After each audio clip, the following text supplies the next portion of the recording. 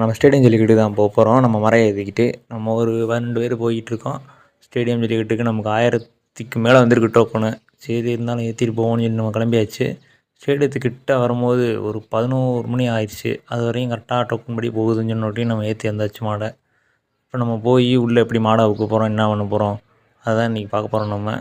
இப்போ பார்த்தீங்கன்னா இதுதான் அந்த என்ட்ரன்ஸ் உள்ளே போயிட்டு இடத்த பார்த்து வண்டியை நிறுத்தி மாடை இறக்காச்சிக்கு இறக்குறத தான் நீங்கள் பார்த்துக்கிருக்கீங்க. நம்மது எப்போயுமே ஒத்த கவர்லேயே இருக்கனால 2 கவர் போட்டுன்னு கொஞ்சம் அலப்பறை விட்ட தான் செய்யும். இப்போ பாருங்கள் நம்ம பிடிச்சி கட்டுறோன்னே எப்படி ஏதோ ஒன்று மட்டும் பாருங்கள். ஒத்த கவர்லேயே நம்ம வீட்டில் கிடக்கும் அந்த மாடை நீங்கள் பார்த்துருப்பீங்க. இப்போ கட்டி போட்டோன்னே அங்கிட்டும் இங்கிட்டும் போட்டு நம்மளே போட்டு ரொம்ப இது பண்ணிடுச்சு. எப்பட்றா இதை கொண்டு போய் நம்ம அவுக்க போகிறோம்னு நம்ம போட்டு இதுன்னு நினச்சிட்டு இருந்தோம்.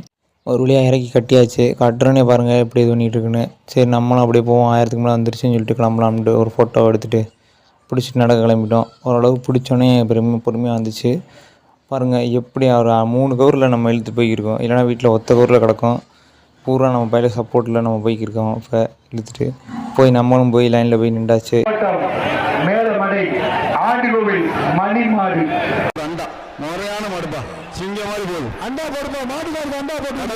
நம்ம மாடு போனதை பார்த்துருப்பீங்க. நம்ம மாடு ஜெயிச்சு வெட்டிக்கிறோமா அண்டா போட்டாங்க. இது கலெக்ஷன் மைண்டில் பாருங்கள் எவ்வளோ ஸ்பீடாக வருதுன்னு மாடு.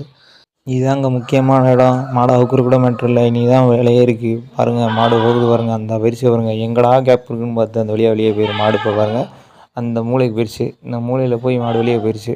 வெளியே போய் பிடிச்சி நம்ம அப்படியே ஒரு வழியாக பிடிச்சி வந்தாச்சு. மாட்டை பிடிச்சிட்டு வீட்டுக்கு கிளம்பியாச்சு. பாய் அடுத்த ஜல்லிக்கட்டில்